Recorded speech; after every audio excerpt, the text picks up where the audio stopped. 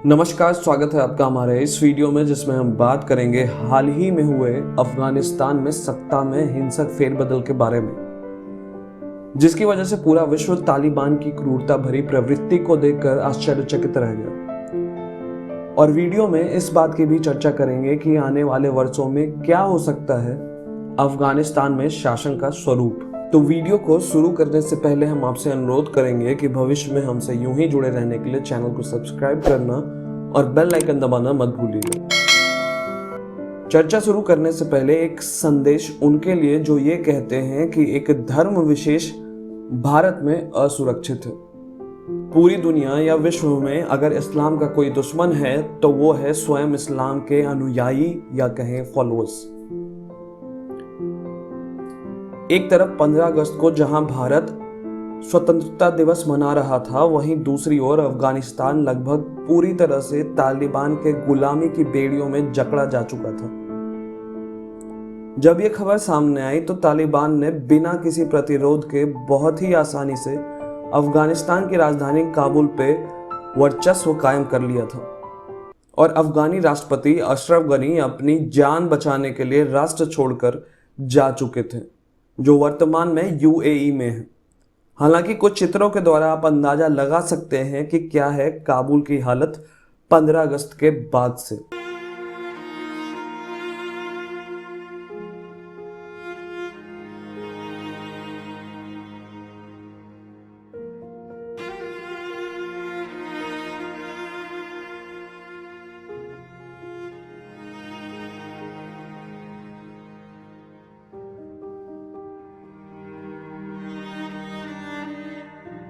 तालिबान बस अमेरिकी सेना के अफगानिस्तान से लौटने का इंतजार कर रहा था।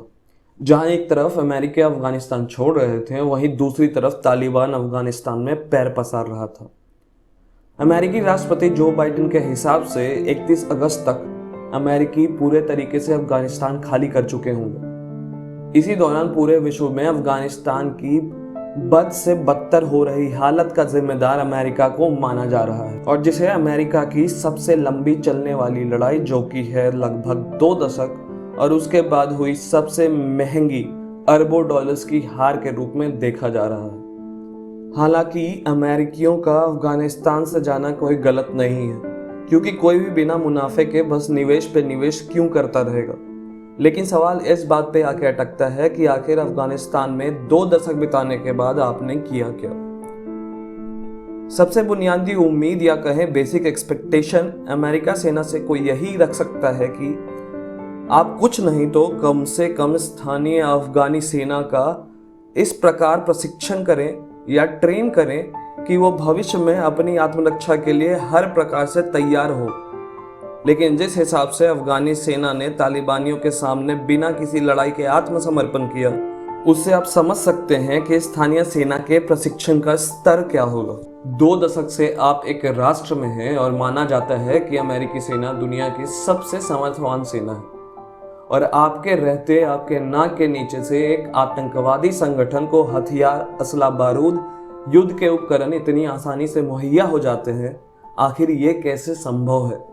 अगर है तो जरूर दाल में कुछ काला है। हालांकि दशकों से अफगानिस्तान में अस्थिरता का बहुत बड़ा कारण अमेरिका और अमेरिकी CIA खुद है।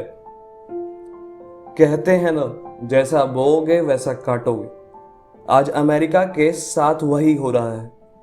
पूरे विश्व में लोग अफगानी लड़ाकों की बहुत प्रशंसा करते हैं, लेकिन मुझे ऐसा कुछ भी नहीं लगता, क्योंकि अगर ऐसा होता तो अफगानी सैनिक भी उसी मिट्टी की उपज है, जिन्होंने बिना कोई चुनौती दिए तालिबान के सामने आत्मसमर्पण कर दिया। बस हर बार अफगानी लड़ाकों को अफगानिस्तान में हो रहे बंदरबाट का फायदा हुआ है। जब अफगान में लड़ाई सोवियत संघ के खिलाफ थी, तब अमेरिकी CIA और पाकिस्तानी ISI ने पुरजोर सहायता की थी इनकी, और उसकी ही उपज था ओसामा बिन लादेन। बाकी आगे की कहानी आप जानते ही होंगे। और जब अमेरिका और तालिबान आमने सामने थे, तब बंदरबाट का हिस्सा बना चीन और आतंकवाद का पुराना समर्थक पाकिस्तान। हालांकि अगर बात करें विश्व भर में फैली हुई अस्थिरता की, तो उसमें सबसे बड़ा हाथ है अमेरिकी CIA, रशियन KGB और खेल में आए नए खिलाड़ी चीन का। चाहे वो गल्फ राष्ट्रों की बात करें या अफ्रीका या चाहे एशिया, हर जगह इन देशों ने अपने राष्ट्र हित जी नहीं राष्ट्र स्वार्थ के लिए पूरी दुनिया में अस्थिरता का माहौल बना रखा है। और अमेरिका अपने दुश्मनों को ऐसे दर्शाता है जैसे वो पूरे विश्व का दुश्मन हो, चाहे वो सद्दाम हुसैन था या गद्दाफी, और चाहे आज नॉर्थ कोरिया का शासक किम जोंग उन हो। हालांकि ये एक अलग विषय है जिस पे हम चर्चा किसी दूसरे वीडियो में करेंगे। जहां तक रही भारत की बात, सरकार धीरे धीरे सभी भारतीय नागरिकों की अफगानिस्तान से निकासी की व्यवस्था कर चुका है और साथ ही साथ उन अफगानी सिखों एवं हिंदुओं को भी भारत में पनाह दी जाएगी जिन्हें तालिबान शासन के सरिया कानून के तहत धार्मिक उत्पीड़न का सामना करना पड़ता। और अगर बात करें भारत के अफगानिस्तान में निवेश की, तो इसमें कोई दो राय नहीं है कि यह निवेश बुरे तरीके से जोखिम में है और भारत ने अफगानिस्तान में बहुत बड़े पैमाने पर निवेश कर रखा है। हालांकि इस बात पे तालिबान के उच्च अधिकारियों की तरफ से बयान आया है कि वो भारत की अफगानिस्तान के विकास में किए गए योगदानों की सराहना करते हैं और तालिबान भारतीय निवेश से बने किसी भी आधारिक संरचना या कहीं इंफ्रास्ट्रक्चर को हाथ भी नहीं लगाएगा। वैसे इन सभी बातों में कितना दम है ये तो आने वाले भविष्य में ही पता चलेगा।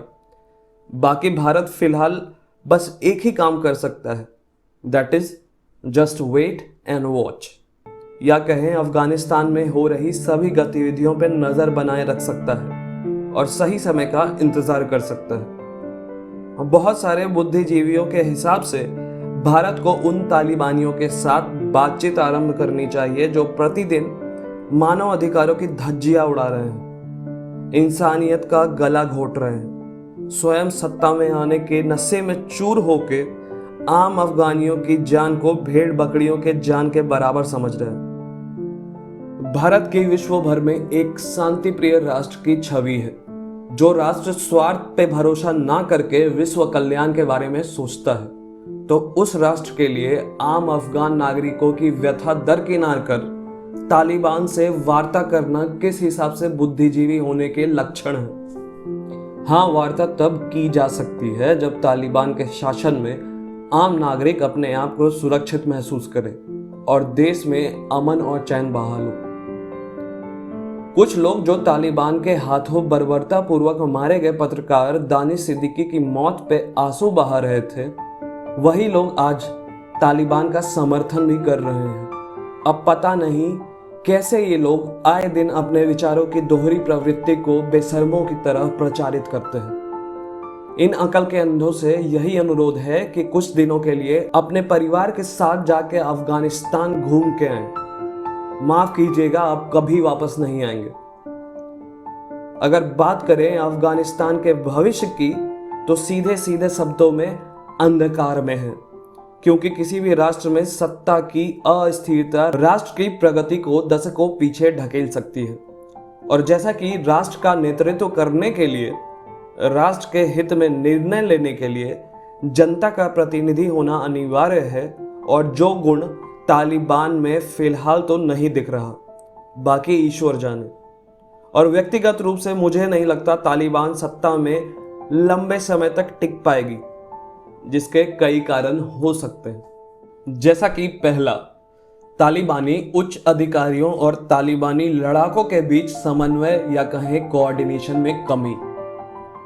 तालिबान के प्रवक्ता एवं प्रतिनिधि जहां देश में अमन शांति बनाए रखने का दावा कर रहे हैं, वहीं तालिबानी लड़ाकू देश भर में उत्पात मचा रहे हैं। दूसरा, तालिबान के टूटने की काफी संभावना है। बहुत सारे उग्र विचार के लोग तभी एक साथ रह सकते हैं जब तक लक्ष्य एक हो, जो कि था अफगानिस्तान में तालिबान का आना। अब जब लक्ष्य पूरा हो चुका है तो कौन नहीं चाहेगा कि उसे भी सत्ता में एक उच्च स्तरीय पद मिले। और जब महत्वाकांक्षी लोगों की तादाद बढ़ने लगती है तब होता है विरोध, और जिसकी पूरी संभावना है आने वाले वर्षों में।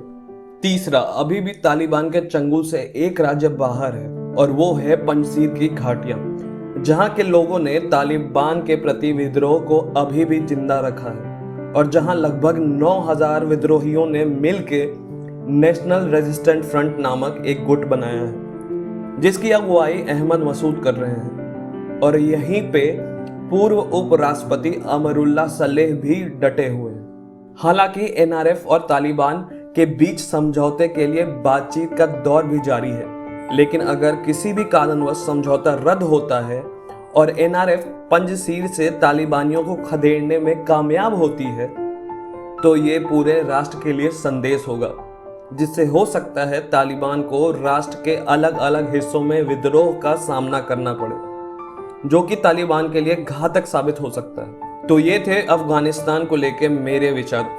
बाकी अगर आपके मन में कोई विचार है तो कमेंट करके जरूर बताइए, और अगर वीडियो में दी गई जानकारी आपको अच्छी लगी तो वीडियो को लाइक एवं अपने मित्रों के साथ शेयर करना मत भूलिएगा। और हमसे भविष्य में यूं ही जुड़े रहने के लिए चैनल को सब्सक्राइब करना एवं बेल आइकन दबाना मत भूलिएगा। धन्यवाद।